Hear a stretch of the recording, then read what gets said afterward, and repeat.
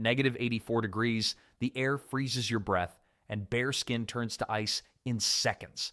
Most people wouldn't last 5 minutes, but traditional Inuit nomads didn't just survive, they thrived. No heaters, no cozy cabins, just pure survival smarts. How did they do it? We're diving into 8 crucial survival skills that kept them alive in the harshest cold on Earth. It all starts with the igloo, one of the most brilliant shelter designs ever created. These dome structures weren't just snow piles. They were carefully built survival homes that turned the Arctic's greatest danger into its greatest protection. Snow might give you frostbite, but packed correctly, it's nature's perfect insulator. The secret lies in the countless tiny air pockets trapped within snow crystals. It's like Mother Nature's own bubble wrap, except you can live inside it without people thinking you've lost your mind. Skilled Inuit builders would cut precise blocks from compacted snow using bone knives, placing them in a gradually rising spiral to create a self-supporting dome. The entrance faced away from winds and dipped downward before rising into the main chamber, creating a cold trap. It's like having a moat around your castle, except instead of keeping out invaders, it keeps out frostbite. The interior could be surprisingly warm.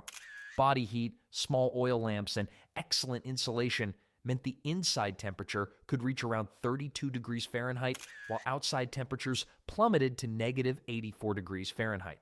Forget expensive heating bills. The Inuit mastered climate control when the rest of us were still arguing about who left the cave entrance open. Igloos came in different types, emergency shelters built in under an hour, and larger semi-permanent winter homes that could house extended families for months. As the snow walls slightly melted from interior heat, they would refreeze into solid ice, making the structure even stronger. While they appear fragile to outsiders, a well-built igloo can support the weight of a polar bear walking on top. There's something on the roof takes on a whole new level of panic when it's a 1,000-pound predator doing the roof inspection. The incredible engineering of snow houses solved the shelter problem, but staying warm inside still required clever solutions. The kulek, a simple stone lamp filled with rendered seal or whale fat, was the beating heart of traditional Inuit life. While we might think fire is essential for Arctic survival, wood was about as common in the far north as palm trees. In most Arctic regions, the nearest tree might be hundreds of miles away, making traditional fires practically impossible. Looking for firewood in the Arctic is like looking for ice cubes in the Sahara. Technically possible, but definitely not worth the trip. Instead, Inuit families relied on these ingenious fat-burning lamps. Carved from soapstone with a shallow depression, the kulek held rendered animal fat. A carefully trimmed moss or cotton grass wick controlled the flame, producing both light and heat. It's basically the world's first multi-purpose home appliance. Part space heater, part stove, part reading lamp, and part air freshener, if you like the smell of burning seal fat. A skilled lamp keeper could adjust the flame's size by moving the wick, providing just the right amount of warmth without wasting precious fuel. The original smart thermostat, except this one, never asked for a software update in the middle of the night. The kulek served multiple critical purposes. Beyond heating, it provided the only light source during the long polar nights, which could last up to 4 months in northern regions. The flame also melted snow for drinking water and allowed cooking in an otherwise frozen world. 4 months of darkness sounds rough until you realize it's the perfect excuse for hitting snooze and sleeping in. Sorry, can't hunt today, still nighttime. Many families treasured their lamps, passing them between generations as valuable heirlooms. Body heat played a surprisingly large role in Arctic survival. Research has shown that a single adult human body produces about 100 watts of heat, roughly equivalent to a small incandescent bulb. In close quarters, several people could raise the temperature significantly. Not exactly Netflix and chill, more like Netflix and don't freeze to death. The Inuit mastered the art of layered insulation long before modern outdoors brands. Animal furs trapped body heat close to the skin, while strategic design elements in clothing prevented warm air from escaping. Traditional garments created a microclimate around the body, effectively turning each person into their own walking heat source. In the Arctic's punishing cold, efficiency ruled every aspect of life. A poorly managed lamp could waste precious fuel that might take days of hunting to replace. At temperatures approaching negative 84 degrees Fahrenheit, the difference between life and death often came down to these seemingly small details: knowing exactly how to trim a wick or position sleeping platforms to capture rising heat. When the temperature hits negative 84, the saying isn't cold enough to freeze your butt off, it's cold enough to freeze your butt off, break it into pieces, and use it as building blocks for a second igloo. The Inuits' heat management system worked precisely because it was built on an intimate understanding of their environment rather than fighting against it. This same practical wisdom extended to what might be their most remarkable survival adaptation. The traditional Inuit diet consisted almost entirely of meat and fat, with approximately 70% of their calories coming from fat. This high-fat, high-protein approach wasn't a fad diet or lifestyle choice. It was the only sustainable way to survive in a place where plants are buried under snow most of the year. Modern keto dieters think they're hardcore until they realize the Inuit were doing it for thousands of years without Instagram posts of bacon-wrapped everything. Raw meat consumption was common and practical. Cooking required precious fuel, and in many cases, eating raw meat provided nutrients that might be lost in cooking. One traditional delicacy, muktuk, raw whale skin and blubber, contains more vitamin C than an orange, solving the problem of scurvy in a landscape with no citrus trees. Fresh seal liver contains around 30 times the vitamin A found in carrots, which might explain why no one ever saw an Inuit hunter squinting at his prey. Hunting in the Arctic demanded incredible skill. Take seal hunting, for example. Hunters would locate a seal's breathing hole in the ice, then stand motionless, sometimes for hours, waiting for the animal to surface. The slightest noise or movement would send the seal swimming away. A successful hunt meant a lightning-fast harpoon strike through a small opening, followed by carefully retrieving the animal through the ice. Patience level, standing perfectly still for 3 hours in negative 50-degree weather just to stab a hole. Meanwhile, some people can't wait 30 seconds for a microwave burrito. Ice fishing involved cutting holes through thick ice sheets and using bone hooks with carefully crafted bait. Caribou hunting required tracking skills that could spot days-old hoof prints nearly invisible to untrained eyes. Every hunting method was fine-tuned through generations of knowledge passed down in a place where failed hunts weren't just disappointing. They were potentially fatal. The Inuit approach to animal use was comprehensive. Meat provided protein, fat supplied essential calories, bones became tools, sinew turned into thread, and hides transformed into clothing and shelter materials. Even animal stomachs had uses. The partially digested contents of caribou stomachs provided rare access to plant nutrients in winter. Seal intestines, when cleaned and sewn together, created waterproof clothing that could mean the difference between life and freezing to death during hunts. This zero-waste approach wasn't environmentally trendy. It was survival. When your dinner might be hiding under 10 feet of ice or running away at 30 miles per hour, finding your next meal often means knowing exactly how to get from one place to another without becoming part of the food chain yourself. Dog sleds served as the primary transportation method for Inuit nomads across the vast Arctic landscapes. A typical sled team consisted of 8 to 12 dogs pulling loads up to 800 pounds across ice and snow.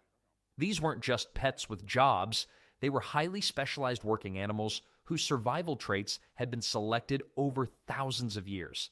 These dogs didn't get treats for sitting pretty. They got extra seal blubber for pulling Grandma and all her belongings 50 miles in a blizzard. What made Arctic travel unique was that the landscape constantly changed. Winter sea ice might be solid ground one day and open water the next. Landmarks disappeared under snowdrifts, and whiteout conditions could make it impossible to see your hand in front of your face. The Inuit developed navigation systems that relied on reading subtle cues. The direction of snowdrifts, patterns of stars, the feel of wind on their faces, and even how snow crunched underfoot. One remarkable navigation technique involved feeling the waves beneath the ice. By lying down and placing an ear to the ice, experienced travelers could detect the direction of open water by the sound and vibration of waves. A critical skill when trying to find the edge of the ice for hunting sea mammals. The Inuit language contains over 50 words for different types of snow and ice, each describing specific conditions relevant to travel safety. Movement wasn't optional. It was survival. Food resources in any single location would eventually be depleted, forcing families to follow animal migrations. A stationary hunter in the Arctic is soon a hungry hunter. Historical records show some Inuit groups would travel up to 1,500 miles annually following seasonal animal movements. the equivalent of walking from New York to Dallas every year just to find dinner. Dog sled travel required incredible endurance. Sleds were guided from behind, with the driver either running alongside or standing on runners. On difficult terrain, everyone walked or ran, including elders and children. During the short summer, when sleds couldn't be used, families traveled on foot, sometimes covering 20 miles in a day with all their possessions on their backs.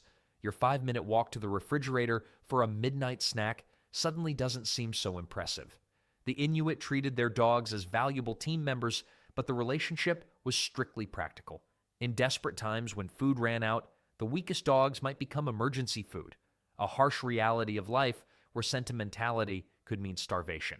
Each family maintained their sled team through careful breeding, training puppies from birth to pull together in harness. After a long day of travel through bitter cold, the challenge of survival continued around the clock. Even the briefest stop required immediate attention to shelter and warmth, as the Arctic night brought dangers of its own. Sleeping platforms raised off the ground were the key to surviving Arctic nights, where temperatures could plummet to deadly lows. These weren't luxury beds, but critical survival tools. Made from packed snow and igloos or animal hides stretched over driftwood in more permanent dwellings, platforms kept sleepers above the coldest air that pooled at ground level. Even a few inches of elevation could mean a temperature difference of 15 degrees, enough to keep someone alive until morning. Talk about location, location, location. In real estate, it might get you ocean views, but in the Arctic, it was the difference between waking up alive or as a human popsicle. Did the Inuit sleep like we do?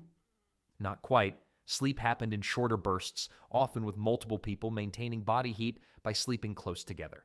The entire family, from babies to elders, would sleep together on a single platform, arranged so the youngest and oldest were in the warmest central positions. Nothing builds family togetherness quite like cuddling up to grandpa while your cousin's elbow is in your ear and your aunt's feet are on your chest. The original family bonding experience. First sleeping bags provided crucial insulation. Often made from caribou hide with the fur facing inward, these sleeping bags trapped body heat with remarkable efficiency. Many traditional designs included a hood that could be pulled tight around the face, leaving only a small breathing hole. Tests of traditional fur clothing by modern researchers have shown that caribou fur insulates better than almost any synthetic material available today. Even high-tech climbing gear used on Mount Everest. So next time some outdoor gear salesperson tries to sell you a sleeping bag, just tell them you'd prefer the Caribou Deluxe model that worked at -60 without a battery pack or instruction manual. Nighttime temperatures inside an igloo could drop to 10 or 20 degrees Fahrenheit, still below freezing, but far warmer than outside. This meant careful preparation before sleep was essential. Fur mittens and boots, if worn during the day, needed to be dried thoroughly before sleep. Any moisture from sweat or snow would freeze overnight, potentially causing frostbite. Many Inuit would sleep naked or nearly naked inside their fur sleeping bags, keeping their day clothes free from the moisture their bodies released during sleep. Getting up during the night presented serious challenges. Leaving the warm sleeping platform even briefly meant exposure to much colder air. For this reason, the Inuit often used konnet, small containers that served as chamber pots, placed within reach of the sleeping area. Going outside to relieve yourself at -60 degrees wasn't just uncomfortable, it could be dangerous. The original hold it till morning situation. When the bathroom trip could literally freeze your parts off, suddenly that midnight bathroom urge becomes much less urgent. Before modern lighting, the darkness of Arctic winters meant sleep schedules often differed from our standard 8-hour night. During the darkest winter months, people might sleep more, while during the endless daylight of summer, sleep came in shorter periods whenever needed. The Inuit adapted their rest patterns to match their environment rather than fighting against it. They were practicing flexible work hours, centuries before it became a corporate buzzword. Sorry, boss, can't hunt today. It's been dark for 2 months and I'm still in my second REM cycle. In a place where even the simplest necessities required creative solutions, the Inuit developed ingenious ways to address each fundamental human need despite the frozen world around them. Melting ice using the quollic, oil lamp, was the primary method traditional Inuit used to obtain drinking water. Despite being surrounded by frozen water, staying hydrated in the Arctic presented significant challenges. When temperatures dropped below freezing, water exists only in solid form, meaning every drop needed for drinking, cooking, or washing had to be manually converted from ice to liquid, a process requiring both time and precious fuel. Why melt ice instead of snow? The answer lies in efficiency. Snow contains a lot of air, making it an inefficient source of water. Melting a pot of snow might yield just a small amount of liquid, while the same volume of ice produces much more water. In practice, this meant collecting clear blue ice from freshwater sources whenever possible. The Inuit were the original water connoisseurs, except instead of debating still versus sparkling, they were choosing between slightly less frozen and rock-solid frozen. The risk of dehydration might seem counterintuitive in a landscape covered with frozen water, but it was a serious concern. Physical exertion in cold weather causes the body to lose moisture through sweating and respiration. Each visible breath in cold air carries water vapor away from the body. Studies have shown a person can lose up to 2 liters of water per day just through breathing in very cold, dry air. Without adequate replacement, dehydration quickly sets in, leading to fatigue, impaired judgment, and increased risk of frostbite and hypothermia. Drinking water had to be carefully managed. Once melted, water would begin freezing again within minutes if not kept near a heat source. Special containers made from animal bladders or stomachs could be carried close to the body, where body heat kept the contents liquid. Drinks were often consumed warm, not just for comfort, but for the critical body-warming effect of the liquid itself. The Inuit understood the link between proper hydration and meat consumption long before nutritionists. Their high-protein diet required significant water intake to process. Without enough water, rabbit starvation, a dangerous condition caused by consuming too much lean protein without adequate fat or water, could set in. The condition causes nausea, weakness, and eventually death if not addressed. The only diet plan where drink more water wasn't just annoying advice from your doctor, it was a life or death direction. Even finding safe ice required knowledge. Sea ice, when it ages, gradually loses its salt content and eventually becomes drinkable. The Inuit could identify this desalinated sea ice by its bluer color and different texture. Fresh ice from lakes or rivers was preferable, but not always available. In some coastal regions, people would collect icebergs that had calved from glaciers, as these contained pure fresh water thousands of years old. The practical challenges of personal cleanliness followed similar patterns, requiring creative solutions. Snow baths served as a practical substitute for water washing in traditional Inuit hygiene practices. When almost all available water was dedicated to drinking and cooking, alternative methods for cleanliness became necessary. Clean, powdery snow was gathered and used as an abrasive cleansing agent, rubbed vigorously against the skin to remove dirt, oils, and dead skin cells. It's like exfoliating with nature's own spa treatment, except instead of paying $80 at a fancy salon, you just stepped outside and grabbed a handful of winter. Did these snow baths actually work? Surprisingly well. The crystal structure of snow makes it mildly abrasive, similar to a gentle scrub. The cold temperature causes oils to harden and lift from the skin, which the snow then carries away. While not as thorough as soap and water, regular snow baths effectively removed much of the accumulated grime from daily life. For those rare occasions when actual washing with water was possible, the Inuit would heat water just enough to melt it, then use small amounts with extreme efficiency. A typical wash might use less than a cup of water, carefully applied with a piece of fur or moss. Nothing was wasted. The same water might be used by multiple family members or repurposed for cleaning implements afterward. Animal fats played a key role in skin protection rather than just cleanliness. Seal oil was regularly applied to exposed skin as a protective barrier against freezing temperatures and harsh winds. This created a waterproof layer that prevented frostbite and kept skin from drying out and cracking in the extremely low humidity of Arctic air. After long periods in the cold, this fat layer would be scraped off, taking accumulated dirt with it, an early form of cleansing cream.